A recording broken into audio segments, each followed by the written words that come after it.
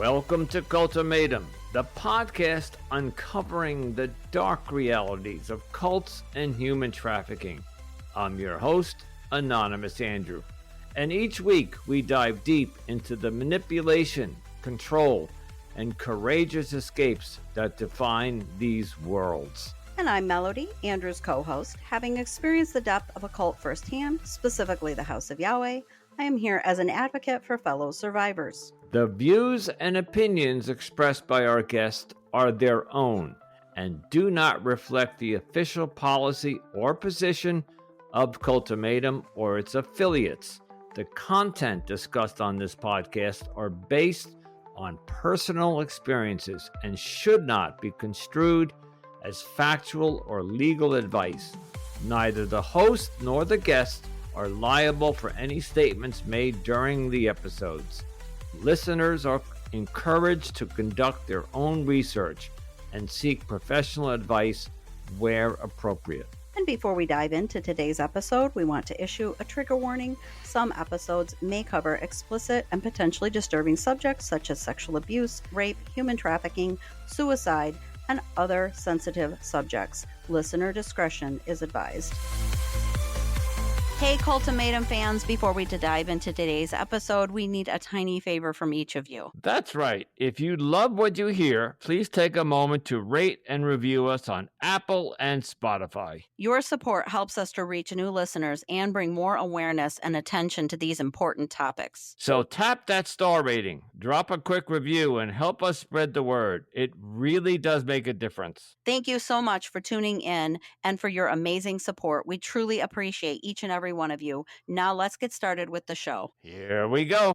Greetings and welcome back to another episode of Cultimatum, the culture of cults and human trafficking. And my name is Anonymous Andrew. And with me tonight is my co-host, Melody. Hello, Melody. Hi, Andrew. Thank you so much for that introduction. Today, we are being joined by Kelley, a powerhouse voice for truth and justice, born into the notorious Children of God cult where her mother was a leader. Kim is both a survivor and a whistleblower. Her experience with human trafficking within the cult became the foundation for her relentless advocacy and her work with helping to dismantle abusive systems from the inside out. Kim now partners with law enforcement to train officers, conduct sexual predator sting operations, and to expose corruption within shady nonprofits and organizations that operate under the guise of doing good. Through her two businesses and her powerful presence on TikTok, she educates others about red flags, brainwashing, and the deep work of deprogramming and healing. She's not just surviving, she's leading the way forward for other survivors with grit, grace, and thank you so much, Kim, for joining us. Welcome to the show. Thank you for having me. Glad to be here and glad to have this conversation. Yeah, we're welcome. excited to hear your Yeah, and that was quite a list of accomplishments and intro. So, okay, where would you like to start? There's a lot to say in this. My message is generally focused on the experience of children. I focus on combating child exploitation, which is a massive spectrum of, let's call it, intensity or bad things happening to children. So if you'd like, we can start with unpacking cults or we can start with the work I'm doing today. Your choice. I say let's start at the beginning with your cult experience.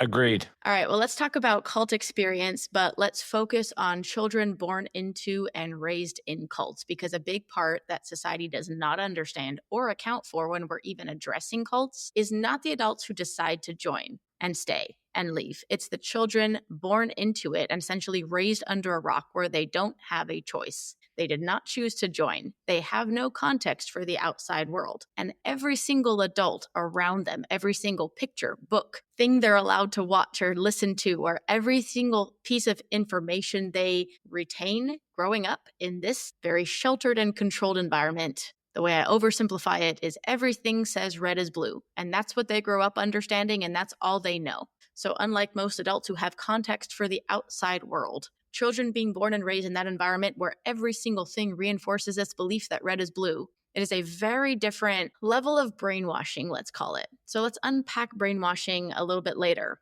But just realize how effective brainwashing can be on grown adults who should know better, you could say, but we also understand how powerful these control and manipulation tactics are and how well they work today even on adults who should know better. But then apply that to a child who has no context. So there's a lot that we as a society need to further understand, not only to better understand cults and how to protect people from the harmful ones, but specifically how to protect children from these environments. A lot of these things are hiding in plain sight. And a lot of times they get away with it because they always have a front. They always have the corporate brochure version of, yay, we're just good people doing good things. And unfortunately, the public still falls for a lot of that. Now, we can continue unpacking all these things I'm going to touch on, but religion is often used as that guise, as that front, because people can look the other way when you say, yay, God, we're just here to do good things with a smile on our face. And look, the kids are smiling too. So everything's fine. Now, thankfully for me, I have a real dark sense of humor, real sarcastic sense of humor, if you will, about this. That's also my chosen form of healing. But just know that, like, if I laugh and smile about some really dark things, my disclaimer is that that's my chosen form of healing. It's also because a lot of these things, I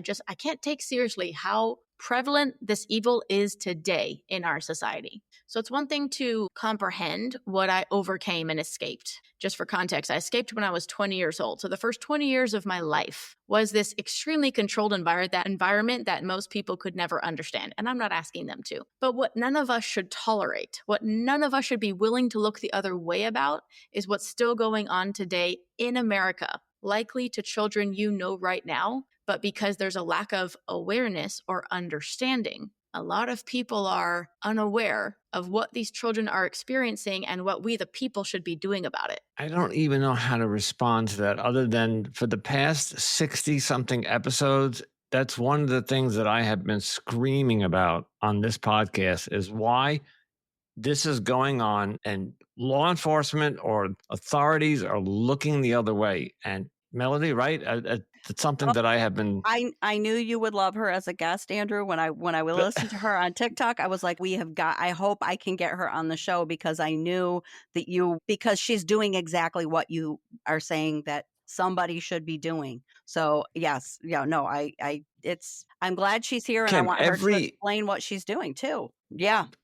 Yes, I want to hear more. So, I mean, I'm not going to get on my soapbox, but just know that that's, you know, where my head's at because I've been screaming about this for this entire podcast. Yeah, well, I really appreciate you guys being a voice for the voiceless. Not a lot of people are willing to host this message on their platform. And one of the sad things is that this message of protecting children has become so politicized. So much stigma has been attached to it. So many unnecessary layers of conspiracy theories and complications have been added.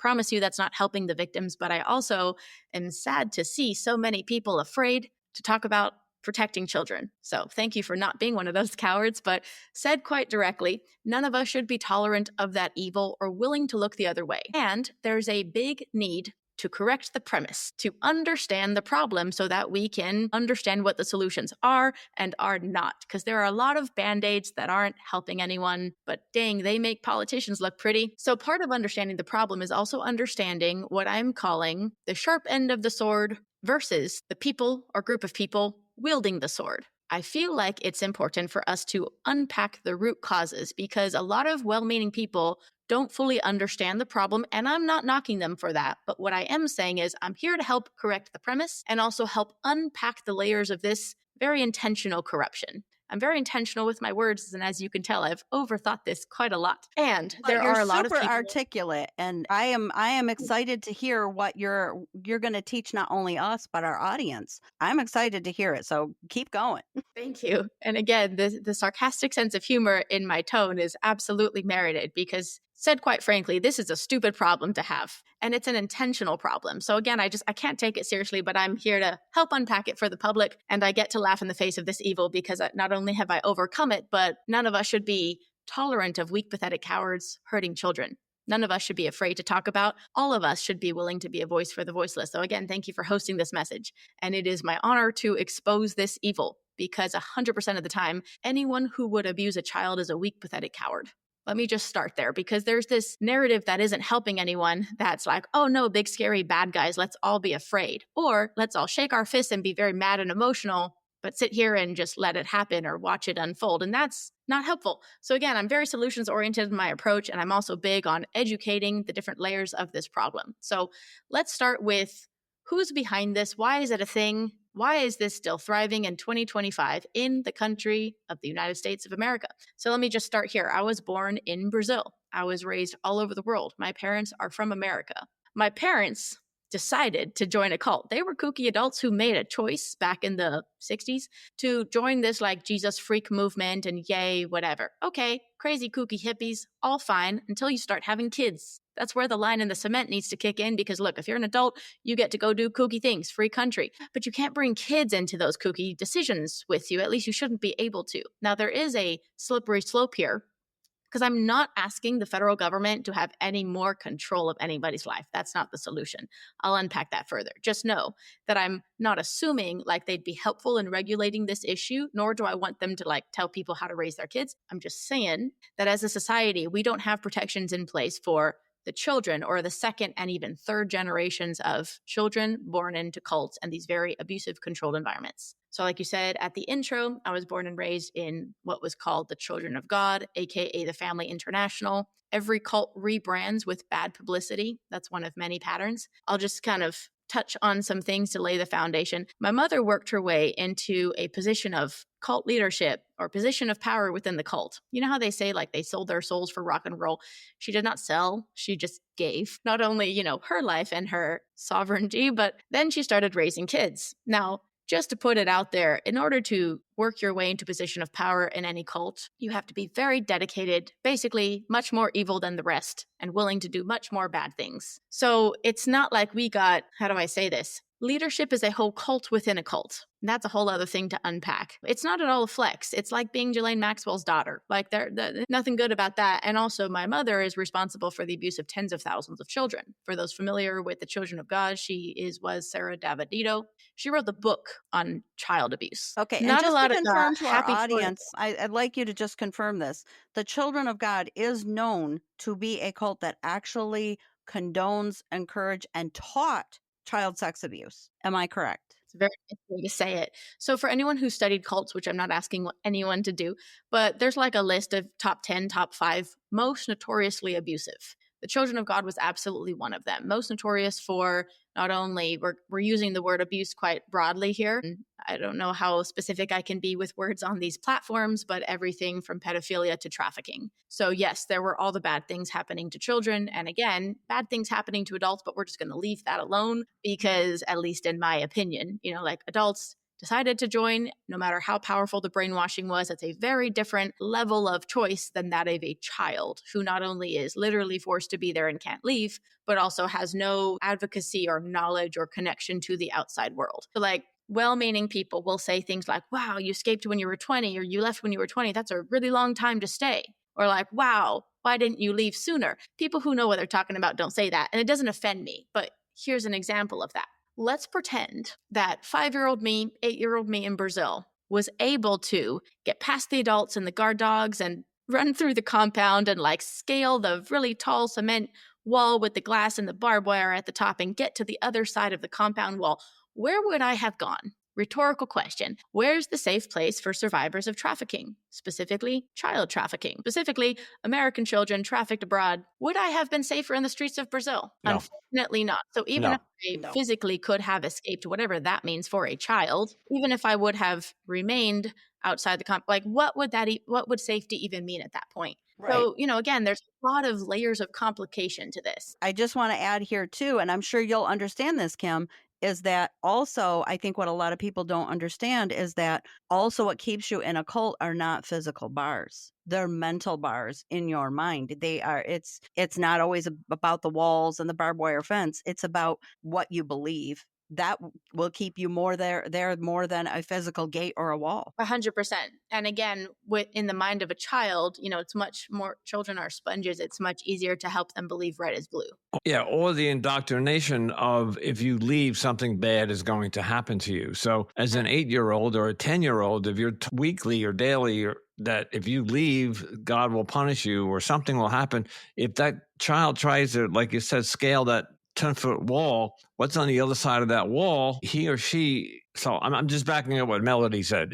There's a mental prison in there as well. And again, you're in a third world country, you see people that are worse off than you. Like, this belief is reinforced But to your point, so the way I oversimplify that analogy, imagine being born and raised on Mars, and you're told that Earth is a flaming ball of fire. And if you jump off Mars, you're going to die and burned. God's going to punish you. You're a child. You know nothing different. That's all you've been told. And that's what everyone around you reinforces. Then you make the decision, which is a very difficult one, even for adults, but as a child, just imagine making the decision to make that leap of faith into the unknown. And then you land on Earth and you're like not flaming in a ball of fire. And then what do you do? Because by the way, you don't exist on paper. Your family's in a cult and they think you're evil now because you're like betraying God or them or whoever. You have no support system. I had no education. I had no bank. Like, what are you supposed to do? So it's a very different mentality, if you will. But it's also, yes, a lot of people underestimate beyond the physical control, the mental control that these controlled organizations have. And again, it's a very different level when it comes to children. So there's a lot more we can unpack there. I wrote something a few years ago about the 10 rules of every cult.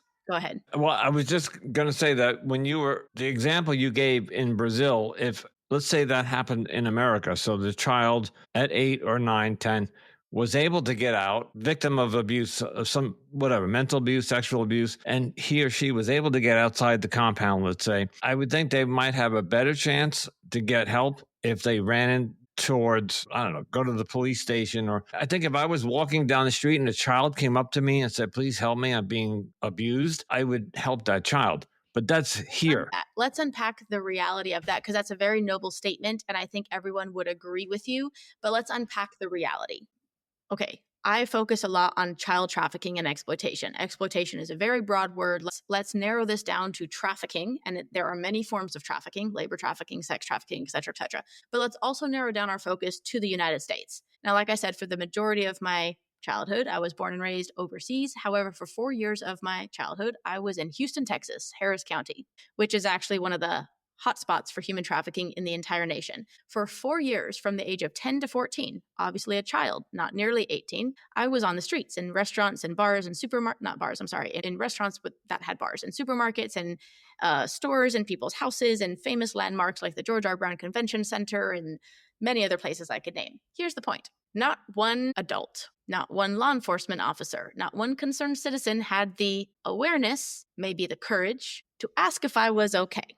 To say, what are you doing here in the middle of the street? Why are you over here begging for money? Why are you alone? Shouldn't you be in school? Not one person. Have you eaten today? Where do you live? Where are your parents? Not one person had that awareness. Now let's take this further. Let's pretend like one person could have had the awareness to just ask the right questions. Let's unpack this real quick. Not only would that have reduced the predator's ability to operate, which is what awareness does. It makes it harder for bad guys to get away with doing bad things to children. But it would have meant that I spent less time on the streets. Now let me pause right there. If a law enforcement officer would have come up and been like, you can't be here, I'm going to take you back to your family. Now my family was the bad guys. So they would have returned me to home, which would have not rescued me or saved me at all, but it would have reduced the predator's ability to operate. So you see how this gets complex. I would have spent less time on the streets, but more importantly, around 25,000 other children would have spent less time on the streets if one person would have had that awareness. So I agree with you that most of us, if a child came up and said, I need help, would probably, hopefully help. Generally, the child doesn't know they're being abused. Generally, the child doesn't know what's happening and much less knows how to properly communicate that to who they think are stranger dangers. They are told the world is out to get them. They are told their abuser is the good guy. It's called Stockholm Syndrome, and that the world is dangerous. So why would I go ask a scary, dangerous person for help? That was my point earlier, that the indoctrination of the children says that it's scarier out there, that it's danger outside those walls. So, but when you were in Houston, did you were alone? You said you were out there begging from streets. I was often alone for the entire day. When I was in restaurants and malls and things, I was often alone for the entire day. Sometimes I was with other children. I was rarely with my parents. Often I was with other children or teenagers. So they sent you out? Oh, go ahead, Andrew. Yeah, well, I'm just trying to figure out what you would sent out. You were sent out to what? To recruit, to get money, to... So finances is always the lifeblood of any organization, but specifically the corrupt ones. Generally, okay, so let's unpack trafficking. There are many different forms, like I mentioned, labor trafficking. With a lot of these cults, they will use the children to, let's use a pretty word like fundraise, because child labor sounds terrible. They'll use the children to, quote, fundraise because it's a really good source of income. So the other way we could say that is like begging on the streets. We did that from all the third world countries as well as when I was in America. So anything from like singing on the streets, like I have pictures of like 10 kids, guitars and whatever, singing near the Cristo in Brazil, which is this big famous statue. We're Americans in third world countries. Yes, begging on the streets. That's really strange. I'm not here to justify anything that's happening far, far away. I'm just saying that fast forward to the USA, Houston, Texas, none of us should be tolerant of that happening within our own country because that should be something we should be able to control, right? Now, for not one adult to stop and ask, are you okay in 170-degree weather in Texas? You're out here in a median in these very busy roads, begging on the streets for money. Now, real quick, because we talked about the corporate front, the guys, what we were telling people is that we were fundraising for our Christian missionary work. If anyone didn't know, the Children of God was a Christian cult. That means 100% of the bad guys were doing bad things in the name of Jesus and God and the Bible. That might be very shocking to Christians. Let me hold your hand while I say this. A lot of bad people are using your God to do a lot of very bad things to children. And I am mature and healed enough to understand that it wasn't Jesus and God and the Bible abusing tens of thousands of children. I just need y'all to know and be intolerant of bad guys who will use nice sounding words like Christian missionaries to do bad things to children. I'm asking you to look further. I'm asking you not to trust people just because they go to the same building and sing the same songs as you. I'm asking people to be very aware that predators are very strategic and they will exploit vulnerable communities. Now, I'm not saying churches should be less welcoming or trusting necessarily in people. I'm saying churches and places of faith and the body of believers as a whole should be much more willing to protect children at all costs. Jesus was pretty clear about that. Now, this is a cult joke, but I can sing the Bible to you in 3 languages because I was raised on the Bible as well as all these cult belief type publications. We can go into that. But anyway, there's always a manipulation of, let's call it truth. There's always a lot of lies involved in the brainwashing, but that's how you brainwash people. You take a little bit of truth, you mix it with whatever percentage of lies, and you spoon feed it to people. Now, again, when it comes to children, you don't have to do that much work to change their belief system because you're starting rather fresh. They're sponges. With adults, there was a lot of hippies back in the day that were like abusing drugs or whatever was happening, and then they joined this Jesus freak movement, and yay, now, I was lost and now I'm found and Jesus saved me. So now I'm super dedicated to this savior hero thing, group, people that like, yay, Jesus and free hugs. So this is what's right. I'm going to unpack something I wrote late one night many years ago, and I haven't made any edits to it. And I've run this by many different scholars and experts. And let me know if you guys have anything to add because it's pretty spot on. This is the playbook of every cult. And you'll realize how much this applies to many different communities and aspects of our society today, including politics. There's a playbook, and while you might change out the name of the cult or the kooky things they do or what they call it, it's still a playbook. The 10 rules of every cult. 1, they must not know. Cults have layers. The outer public layer is somewhat like a corporate brochure. Number 2, it is written. Take it by faith because it's God's will. Number 3, we are the only ones who are right. Everyone else has it wrong. We're the only chosen. We know best. This is God told us because we're special. Number 4, we make our own rules. In that cult, they said, what is done is love, in love is love. They literally called abuse God's love. Chew on that. Number 5, this is what's best. To this day, many adults, including my mother, will say, I have no regrets. That was the best way I could have raised you. That was God's highest will. Number 6, recruit. Full stop. Number 7, you must earn your place. Participation is not optional. Just remember, this applies to many different branches of many things in our society today. If they worked themselves to a position of power, please believe that they earned that right. Please believe that they were not unaware of all the things they had to overlook working up those ranks and getting to that level. Number 8, support by whatever means necessary. For most of them, financial contributions are a priority, and those who give the most money have the most freedom or power within their cult. I wrote this many years ago. Isn't that crazy? Number 9, dedication. Do whatever it takes. Forsaking family and friends, making incredible sacrifices, enduring endless pain and discomfort. Giving up your kids, whatever it takes because it's God's highest will. Number 10, if you're not for us, you are against us. That very simplified overview summarizes every cult. And like I said, many other things in our society today. I want people to understand this playbook, these tactics, because they can be reverse engineered. They can inform us and help us not only spot the signs and decide what's harmful or what's not, but help us help the victims. Because there are many people, adults included, that don't know they're in a cult, don't know that it's harmful, and don't understand the intensity of control that these groups have over their mind. And that's a powerful thing. Melody, do you realize that she just gave us the playbook that we've been talking about for Oh, yes. 60 plus episodes? I was just thinking the same thing, Andrew. I was thinking we talk about how did these cult leaders like get a playbook in the mail, or do they all join the same website? Because you hear, I mean, I've been in a cult. All the things you just mentioned fit my cult, and they fit every other cult that we've covered on our show because they do have a playbook and they use very distinct tactics every single time. And everything you said And we is familiar. She just sent it to us. need to Good. put it in the chat. Thank you. I was writing it down. Huh. Every guest that we've had on had, I shouldn't say every, but many of them had the exact same type of indoctrination and stories, and everything fit a pattern. And Melody and I would always say they must have got it from the same playbook. They just changed the name of their cult.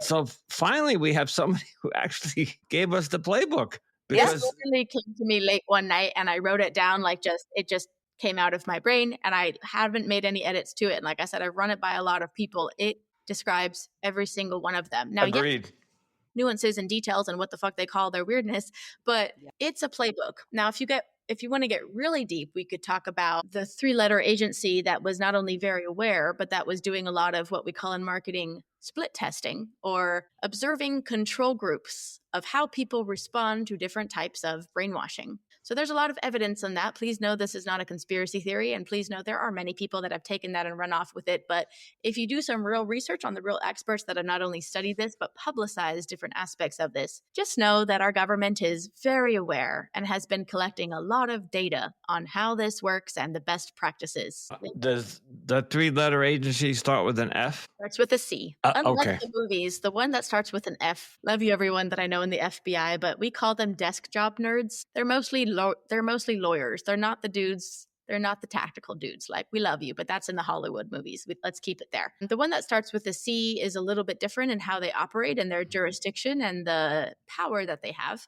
But that being said, so we mentioned this at the beginning, and I'm going to touch back on it.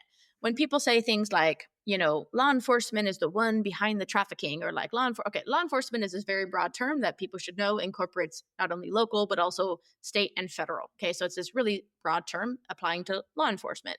It's different than government agencies. So for example, the CIA, the FBI, etc., those are not, those can be incorporated, but there's all these different levels of it.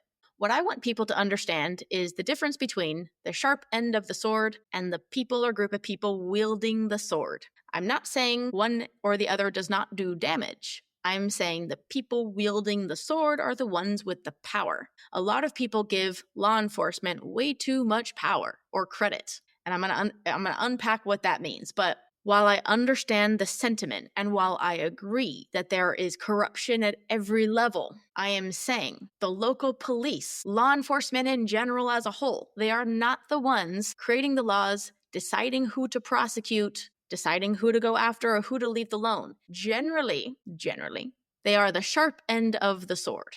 Who is then wielding the sword? Let's focus on that only if we're interested in the actual truth and the actual root causes, because to solve a problem, you have to understand the problem. Otherwise, you're putting band-aids on the wrong wound. Does that make sense? Well, I'm interested. Keep talking.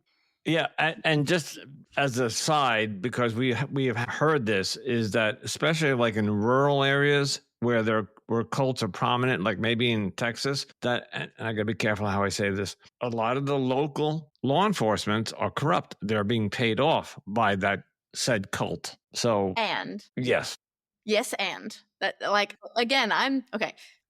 Spoiler alert, right? I'm a child trafficking survivor, and now I train law enforcement to identify and combat child trafficking. I'm going to unpack that further. A lot of well-meaning people like, oh, they're the bad guys. Cute. So what are we supposed to do about it? Just sit there and watch? Derek Humor, can't. can't and won't. But also, please believe that I'm very selective in who I actually work with. Please understand there are many good people on the front lines who are blocked by their leadership. I'm overgeneralizing so much here. There are many people in law enforcement that are as pissed off as you and I. I'm going to make another generalization. Generally, the good ones are the ones that don't get promoted. Remember the cult playbook?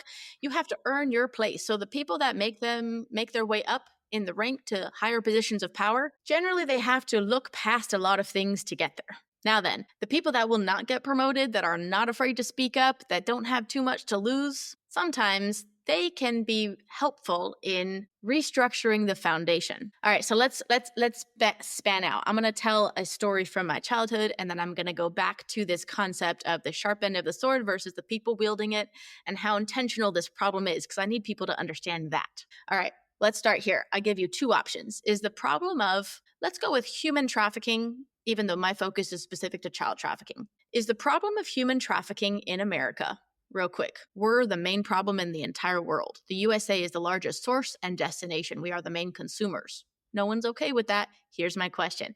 Is the problem of human trafficking in America intentional, or is it incompetence? While you think about that, I'm going to quantify this. Narrow human trafficking all around the world, down to the United States, we're the biggest problem.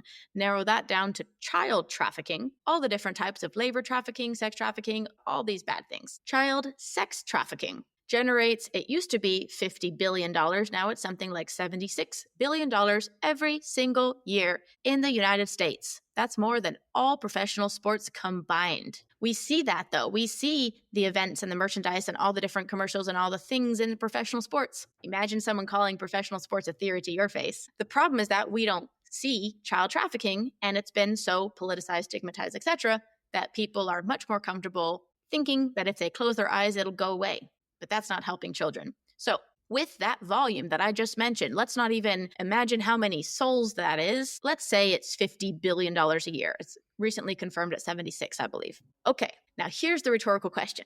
Why don't we have a federal agency that is dedicated to combating human trafficking? That's a great question. Competence or intentional? See how I can't take any of this seriously?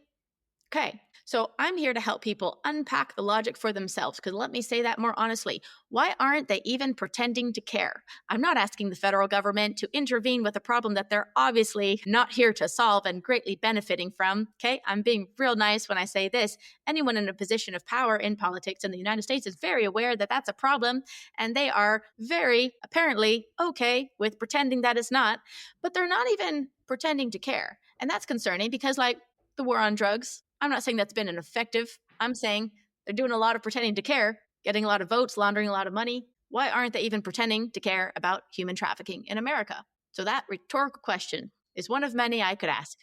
To get to that word, say money. intentional.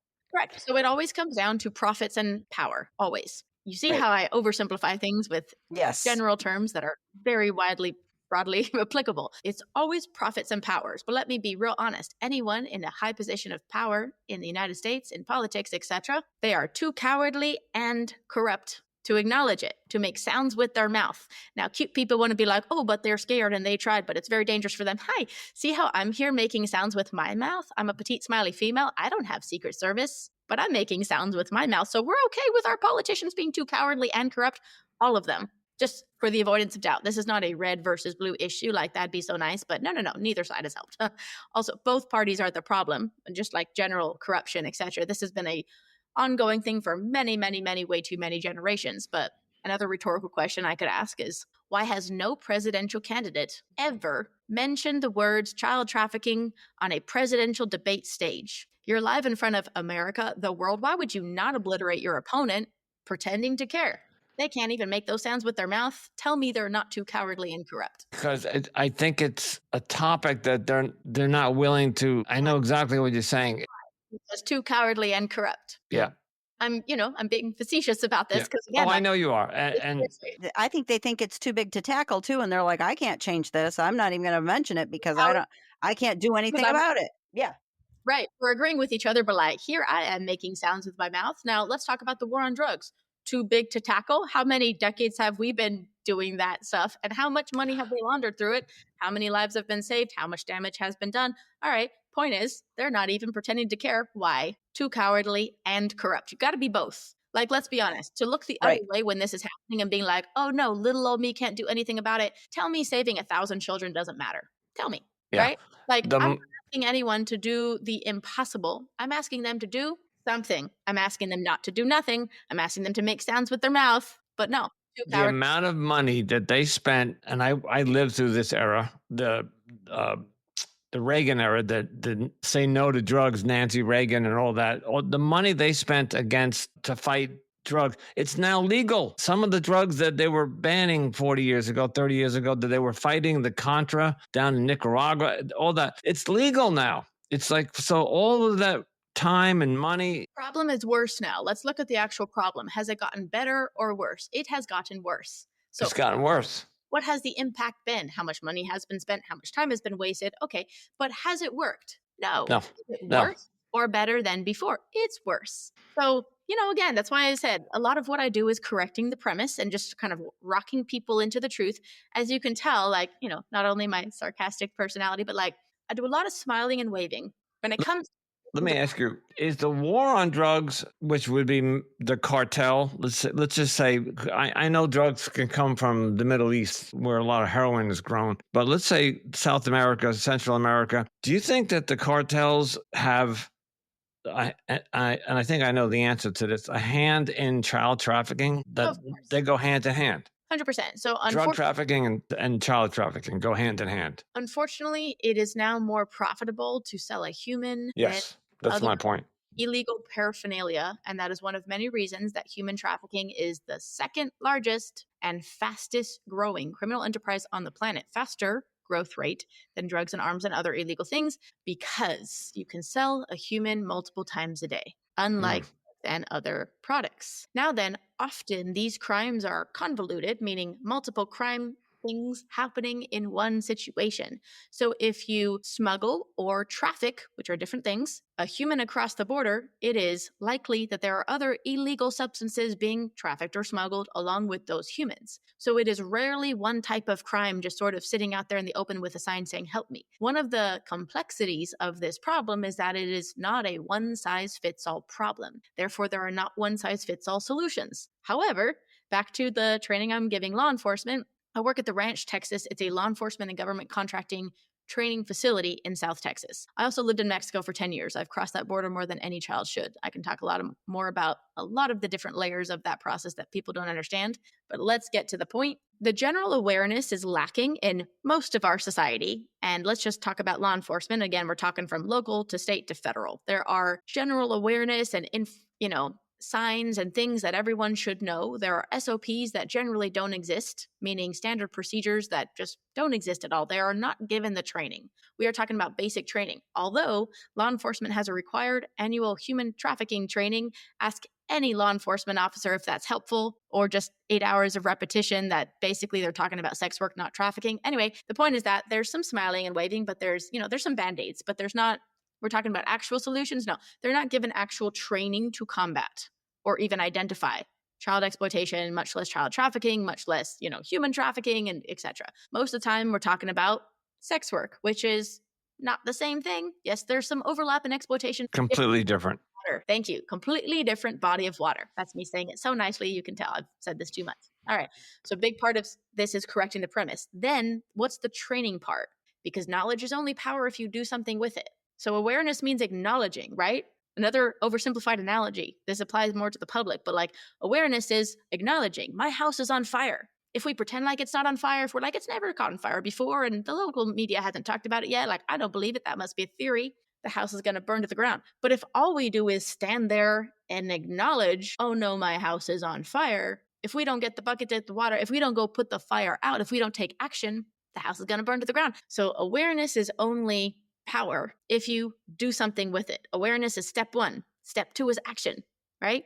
And there are many ways to act. It's about what's most effective in this situation. So with law enforcement, not only because of the differences in every, let's call it jurisdiction or area, there's going to be very different situations near the border, up north, in a city, in a rural area, depending on what type of law enforcement you are. If you're an investigations or detectives type unit, department, etc., or if you're a patrol, if you're a SWAT team, there are very different ways to handle each situation depending on what we got to work with and what we're dealing with. I'm oversimplifying a lot. The point is that specialized training is needed. And I'm not asking everyone to do the same thing. I'm asking people to have what I call a trauma-informed approach, meaning general awareness is helpful, and then let's customize or tailor that to what is the situation. If it's children being brought across the border, that's going to be different than the druggy mom selling her kid, which is going to be different from the cult that's doing a lot of bad things on the inside that we need to infiltrate and understand more about to truly understand. So we can start with a template or a premise, but we have to have an individualized approach to each situation. And yes, that's quite complex. However, there is a playbook. And that's why I'm also big on unpacking the tactics and the patterns of these different categories of child exploitation. It's a complex issue. Oversimplifying it helps us understand the categories. Then within each category, we need to tailor our approach to be effective. Yes, this is complex. I'm summarizing it, but I'm not saying it's an easy thing at all. I'm saying it's complex, not only to understand the problem, but to find the people that are truly there to help solve the problem, because a lot of people are not. So let's talk real quick about the corruption that is so prevalent, not only within law enforcement and politics, but also within these nonprofits who call themselves anti-trafficking. Google it. There are so many. Now, do some research as far as how many millions of dollars have been given, granted, allocated, spent on, quote, anti-trafficking. Let me just be real direct here. The majority of these nonprofits that are raising millions of dollars in the name of combating trafficking are simply not. So the majority of them are actually just anti-sex work or anti-porn organizations. And they're calling that the problem. They're even saying that is the root cause of the problem. And bless your hearts, but please sit down and listen, because that's not helping actual victims, actual survivors. My thoughts and prayers go out to everyone who's been exploited. However, I could unpack this because there's so many layers to this. If you're exploiting the problem, if you're raising millions of dollars to combat child trafficking and you're not combating child trafficking, you're part of the problem. That's called exploiting the problem, and you don't get to do that with this cause. No, ma'am. Now, there are many different ways in which this happens, and again, refer back to the playbook. It's the same one. Often there's a religious undertone, which is fine in theory, unless your bias gets in the way of you understanding the problem and implementing real solutions. So if someone, for example, has some personal shame about their porn addiction, they might want to direct the focus and say, porn is bad, but ready? Here's the logic. Porn is bad, make it illegal, and it'll go away. Every person in law enforcement, from chuckles to full belly laughs when I tell them that, because that's just not how the world works, guys. But the bigger concern is the premise here, or the false premise of porn is the root of sex trafficking, make it illegal, and it'll go away. Sex trafficking will go away. Guys, okay. So, first of all, trafficking is already illegal. We don't need new bills. We don't need new paper signed and pictures taken to make it more illegal. We need to enforce the law. It's already illegal. Okay, separate body of water, pornography. Adult sexual entertainment, not the same thing as exploitation. Definitely not the same thing as child exploitation. So those are not even the same conversation, but a lot of these anti-trafficking groups that are really just anti-porn, they're not even focused on child exploitation. They're not even focused on child sex abuse material, or CSAM. I don't use the word child pornography because there is nothing pornographic about a child, and because pornography is adult sexual entertainment. I don't really care how anyone feels about it. It's constitutionally protected. Now, let me just say this. It's not my world. It's not my thing. I don't like it. It's not my personal thing, but I want adults to be adults, and I want to protect children. Seems simple. Unfortunately, this whole conversation is quite convoluted. So let's pretend that these are well-meaning advocacy groups that are raising millions of dollars in the name of combating trafficking, but they're really just making sounds with their mouth about how bad pornography is. The point, though, is that if you're anti-porn, but you're not focusing on eradicating child sex abuse material, which is something we should not even be having a problem with on the internet, but it's still a problem. How many of those organizations, though, are focusing on CSAM, child sex abuse material? Okay, I'm going to jump in here because as you were explaining or talking about that, and I agree with you, I Googled anti-child trafficking organizations and a lot came up, obviously. Yes. I don't know if I want to name some of them, but I'd like your opinion. So, because I think I heard in there somewhere you said that the money that they're raising isn't really going towards the cause? Yeah, obviously that's a generalized statement because there are good groups doing good work. I'm going to make another generalized statement. This is based on my way too many years of experience, both growing up as well as recently working with hundreds of different organizations, nonprofits who call themselves anti-trafficking.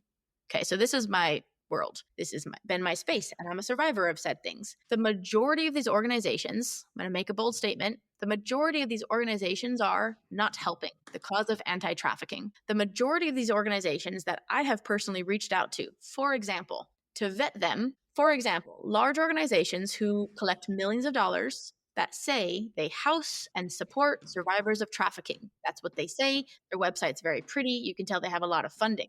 When I had survivors of child trafficking who met every qualification and needed a safe place, when I reach out to, I'm going to tell you one of many stories. I reached out to many different organizations, not only to vet them, but to see, can you help these people? There was one, I went through all the different hoops. I spent about 4 hours talking to people, sending emails, all these different things. And you know what this organization who says they house and support survivors of trafficking did?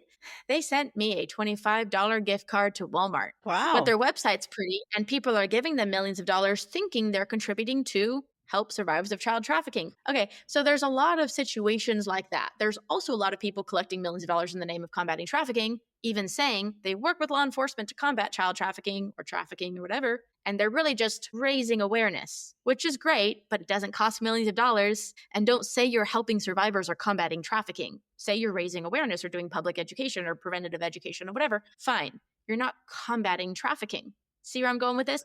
I'll tell you another story. Recently, this one was like the straw that broke the camel's back for me because I've smiled and waved through so many of these organizations that are actually focused on sex work and also not actually combating anything. But all the way down to this one organization recently that said they worked with law enforcement to combat sex trafficking. And I was like, oh Lord, here we go. Okay, how do you guys define trafficking? Because that's just where I start these days. Let's just get to the chase and not waste my time. What are we even talking about here? What body of water are we even in? And again, we combat trafficking. Okay, when you get through the layers of what they were trying to say, ready? When law enforcement, not them, set up stings with adults to be adult sex workers, and when the buyer showed up to the motel to pay an adult woman for sex, and law enforcement arrested the buyer with human trafficking charges, Then this organization came in and had a prayer ministry. They prayed for the buyer. That's what they do. They have a prayer ministry for the buyer. And their website and all their stuff is like combating trafficking with law enforcement. Guys, you see why I just can't not smile and wave sometimes? Well, it's so you don't scream and shout. Oh, it's a chosen form of release. Yeah, it's for everybody's benefit that I just smile and wave. Let me ask you a question, because after Googling that term, of course, and I'm scrolling through some of them, and a lot of them we've all heard from either on television or in the news. I'm afraid to ask you this question. The website or the organization, National Center for Missing and Exploited Children, that's the number one group that came up. Let's talk about what they do. It's a government funded, I believe they collect $1 or $2 billion a year. It's in the B though. All right. So that's basically the authority for collecting numbers. So what they do is collect data. What do they do with that data? They report it to law enforcement. So NCMEC, National Center for Missing and Exploited Children, is the authority on collecting data on child exploitation. They do a better job than anyone else collecting data. They receive over 32 million reports a year of child sex abuse material on the internet. Now, what's done about that? What do? They send those tips to law enforcement, and what's done with that? How many prosecutions, how many cases, how many investigations from those over 32 million reports every year? So we have God bless everybody who's doing their best. Like, let me just say this, do your job, good for you. But what are we really doing with those numbers and those pretty charts? Well, and that's why I asked you the question. It's a huge organization, and you hear about it on the news all the time. But it sounds to me more like they're a data center. They're collecting data. Are they doing anything? No. They report to law enforcement. Now, I work on Go ahead. Sorry. No, go ahead, Melody. I was just going to say, essentially using her house burning analogy, they're just telling us how many houses are on fire. How many houses are on fire? But we're not putting them out. We're just telling you there's lots of houses on fire right now, which isn't exactly helpful.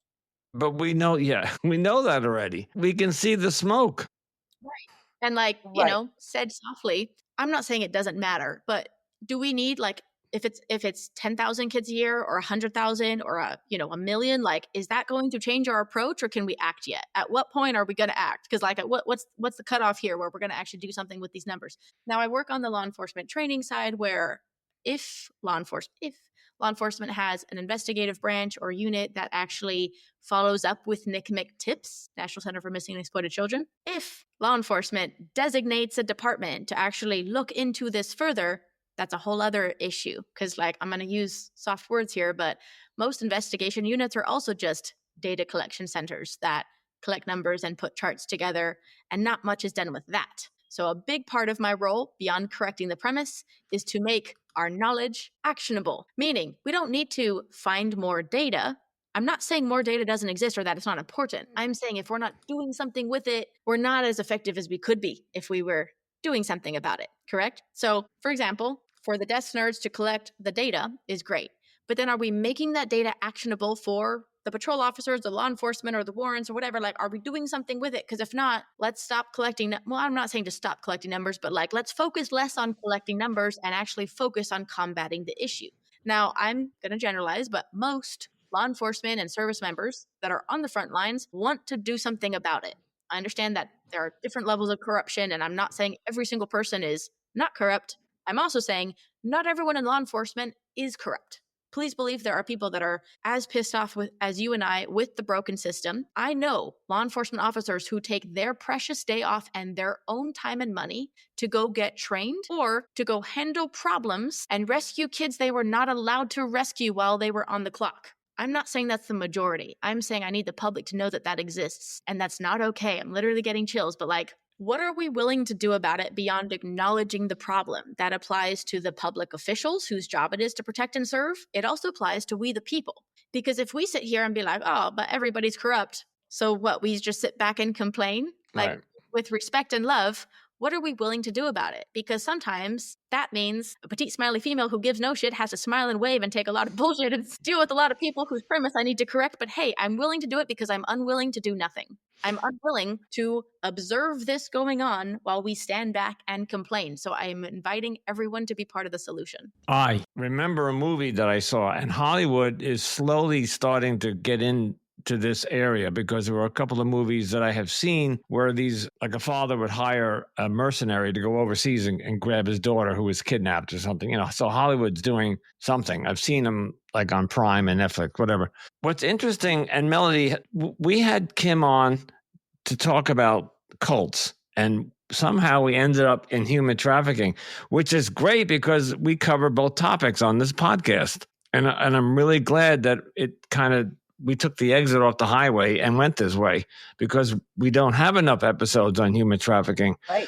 Kim, tell us a little bit. We're going to wrap it up. I'm going to talk to you off mic about some ideas that I have. Tell us a little bit about your website that you have, Digital Defenders United? Yes. So I founded a nonprofit after having worked with many in order to unite the experts, because my analysis here is that we have a lot of different realms of expertise that are needed in this fight and that are not having cohesive conversations about how to create an effective strategy. So, for example, from tech experts and cybersecurity, et cetera, tech platforms, to law enforcement, to policymakers, to nonprofits and survivors, all these very separate categories of expertise are needed in this fight. And my goal is to not only unite them, but create tangible solutions that actually help people. So digitaldefendersunited.org also has a lot of information about digital safety. I have narrowed down my focus publicly away from the awareness of child trafficking, because it's too dark, scary, gross for most people to comprehend. And it's not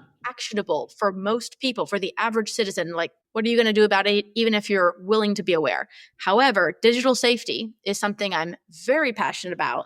I've done a lot of undercover work with law enforcement, pretending to be a child on the internet. Realize that on the spectrum of intensity, we're like all the way on the lesser side of the intensity here. That being said, what I've seen that I can't unsee while pretending to be a child on the internet is something I refuse to let my niece and other kids I know grow up in that world. Over my dead body is that happening. So beyond child sex abuse material, which is a stupid fucking problem, and I can explain that further, but that's also an intentional problem that I'm here to expose and dismantle. There's also the rampant predators that are getting access to children. that shouldn't be happening. And I'm working on the tech side of that, not only with tech giants, but people that are actually solving problems. The heroes might surprise you. Then I'm also big on the public safety and awareness of digital safety. So in a nutshell, parents, I'm begging you, please don't give the internet unlimited, unsupervised access to your child.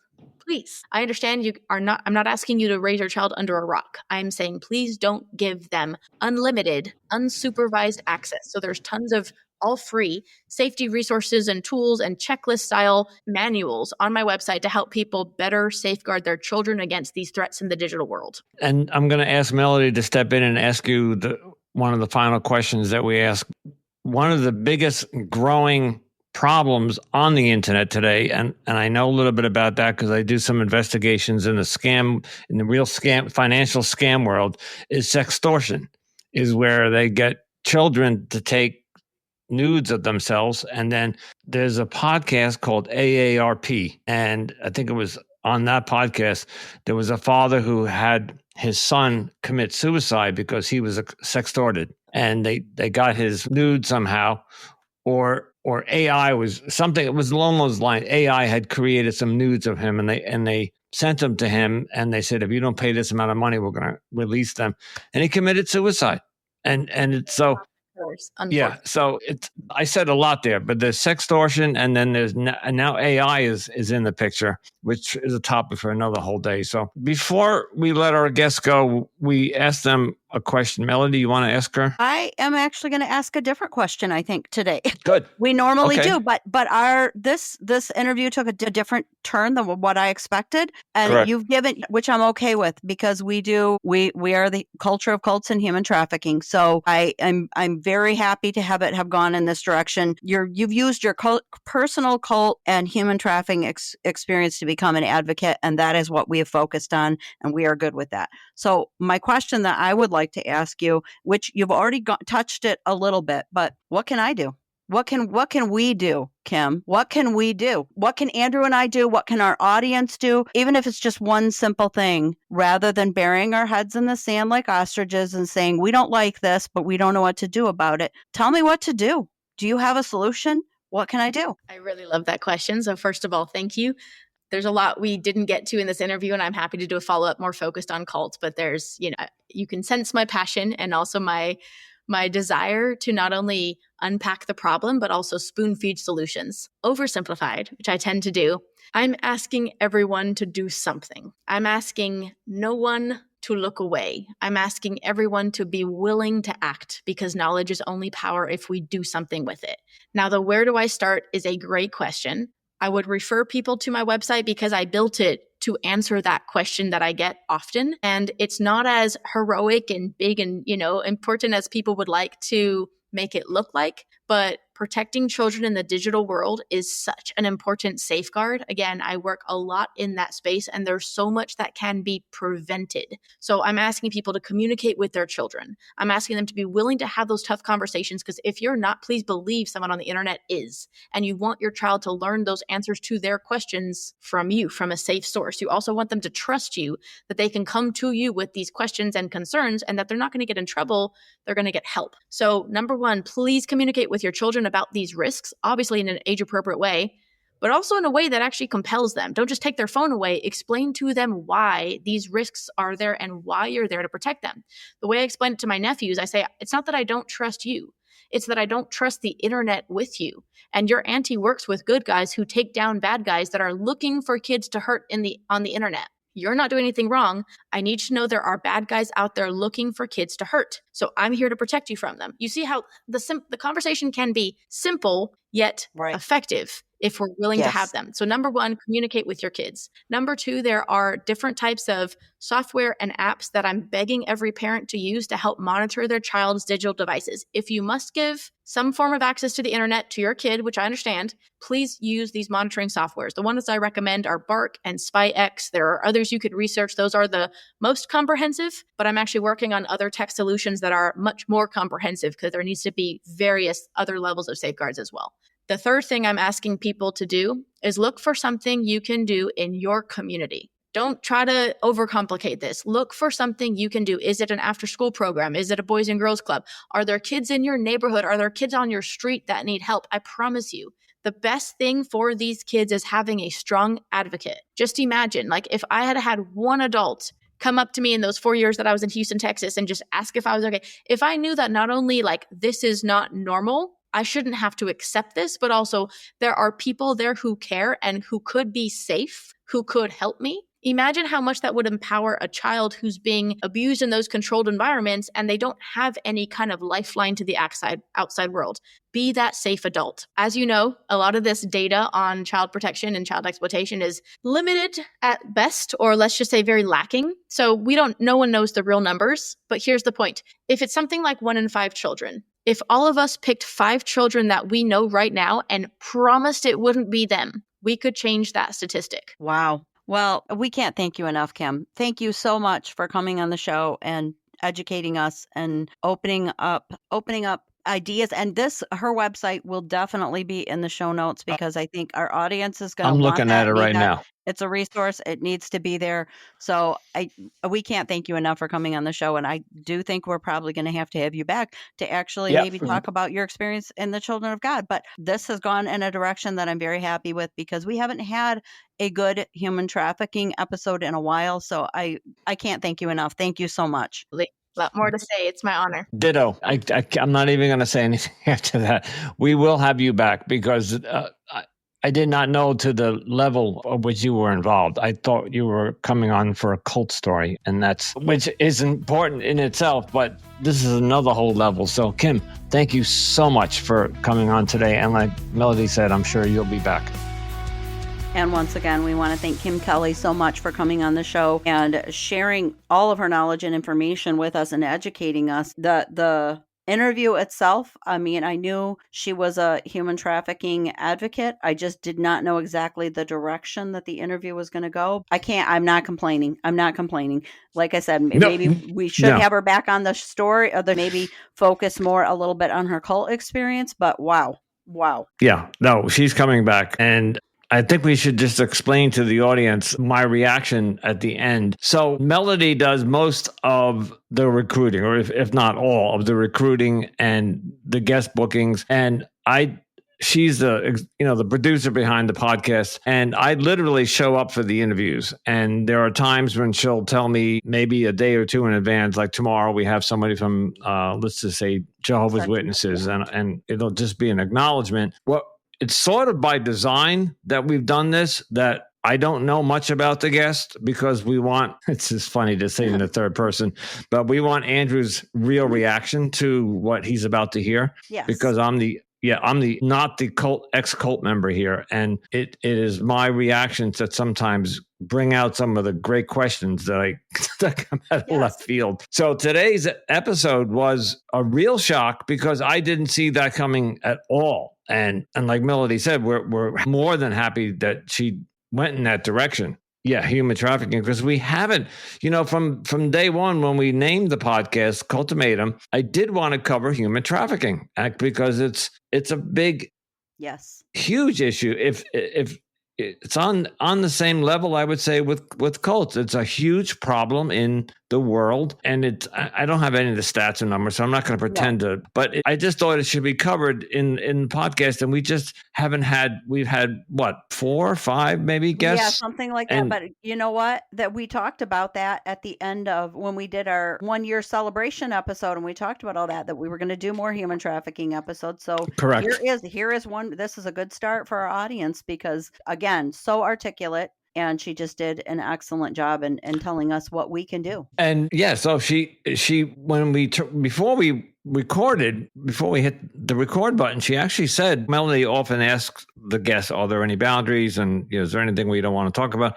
And she said, I don't really want to talk about the cult in detail. I'd like to talk about the message I have. And now I know what she was talking about. So, if you notice, she didn't get into the cult at all, really. Right. I mean, she kind of just said the cult she was part of and how her mom was connected and where she grew up and some of the things that she did as a child, as far as I'm going to say panhandling for the cult or whatever. So, and what's interesting about most, like when our guests, when they come out of the cults and how they deconstruct, is her deconstruction is working with law enforcement for the past, we didn't ask her how many years she's been doing it, but I'm going to guess maybe 10 years or more that she's been working with law enforcement and training them on how to spot human traffic or children in that position. So just an amazing episode. I guarantee this is part of her healing process. This is how she's deconstructing, how she's healing. This is what she's doing, and she's helping other people. And I'm just so impressed. I'm almost speechless. Me too. And rarely am I speechless, but I don't even know how to. She was so articulate that she's making me feel like I'm stumbling over my words, because she does not hesitate to put things in words so easily, and it just smooth. It just flows right off her tongue. So it's very impressive. We can't thank Kim enough for coming on the show and educating all of us. And I don't think this is the last, as the audience, this is the last year. This is not the last you're going to hear from Kim on our show and our podcast, because she will be back. And of course, as always, we want to thank all of you for tuning into Cultimatum. As always, your support is greatly appreciated. And if you did enjoy today's episode, if you could just take a moment to rate and review our podcast, especially on platforms such as Apple and Spotify, it really does make a difference and help us out.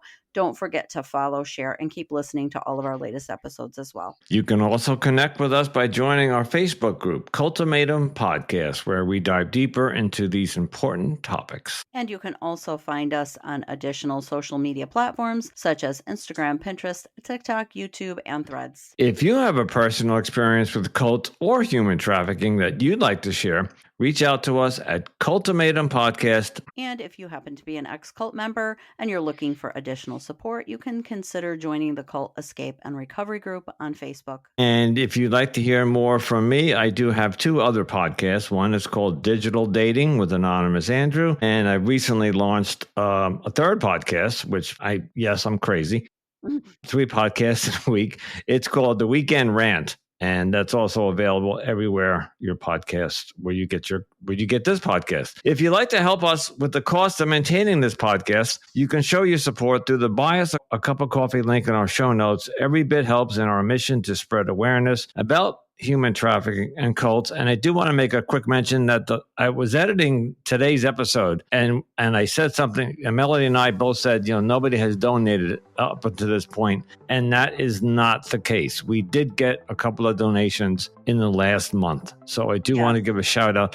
So if the person who donated, and we're not going to name names, but the person who donated, we want to recognize that we did get it. And we thank you very, very much for that donation. Yes, we do appreciate it. Thank you. That's a good point, Andrew. I'm glad you pointed that out. And of course, to our guests, as always, stay safe, stay informed, and remember, you are not alone.